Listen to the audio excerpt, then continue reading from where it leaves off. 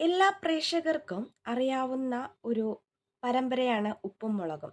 ഉപ്പും മുളകിലെ ഓരോ കഥാപാത്രങ്ങളെയും നെഞ്ചിലേറ്റിയവരാണ് ഓരോ മലയാളികളും.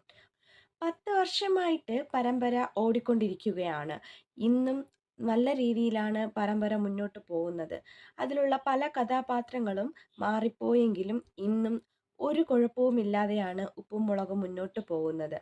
ഇപ്പോൾ ലച്ചുവിൻ്റെ ഭർത്താവായി സിദ്ധാർത്ഥ് പ്രഭു എത്തിയതോടെ വീണ്ടും കാണുന്നവരുടെ എണ്ണം കൂടി വരികയാണ്.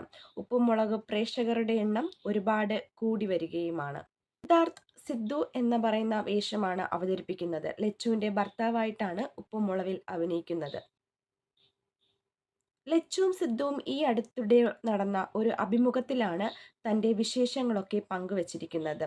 സിദ്ധു ഇതിലോട്ട് വരാനുള്ള കാരണം തന്നെ സിദ്ധു ഈ ഒരു പരമ്പരയിലോട്ട് വരാൻ 10 വർഷത്തിനിപ്പുറം ആണ് സാധിച്ചത്.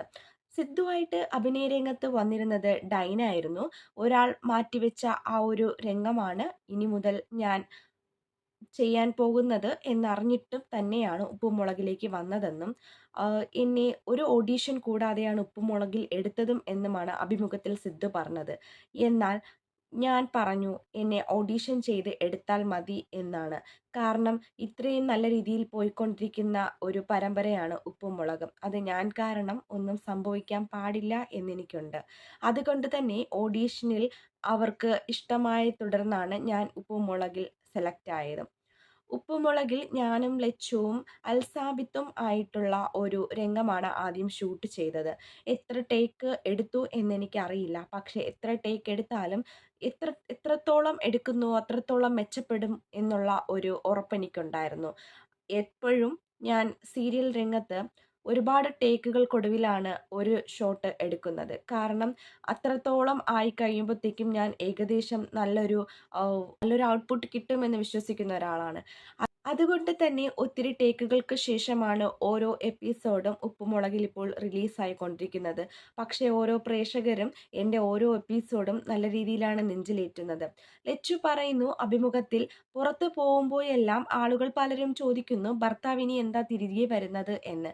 അപ്പോൾ ഞാൻ പറയും എനിക്ക് കല്യാണമൊന്നും കഴിഞ്ഞിട്ടില്ല എന്ന്. അപ്പോൾ അവർ പറയും ഉപ്പുമുളകിലെ കാര്യമാണ് ഞാൻ ചോദിക്കുന്നത് എന്ന്. ആ ഒരു കാര്യത്തിന് ശേഷം എനിക്ക് വളരെയധികം സന്തോഷമായി. കാരണം ഉപ്പും മുളകിലെ സിദ്ധുവിനെ പ്രേക്ഷകർ നെഞ്ചിലേറ്റുമോ എന്നുള്ളൊരു ഭയം എനിക്കുമുണ്ടായിരുന്നു. എന്നാൽ ഈ ഒരു ചോദ്യത്തിനൊടുവിൽ ഞാനും വളരെയധികം സന്തോഷവതിയാണ്. സിദ്ധു എന്ന കഥാപാത്രം എല്ലാ മലയാളി പ്രേക്ഷകരും നെഞ്ചിലേറ്റി കഴിഞ്ഞു. അതുകൊണ്ട് തന്നെ ഒരുപാട് പ്രേക്ഷകരുടെ എണ്ണം ഉപ്പുമുളകിൽ ഇപ്പോഴും കൂടി വരികയാണ്.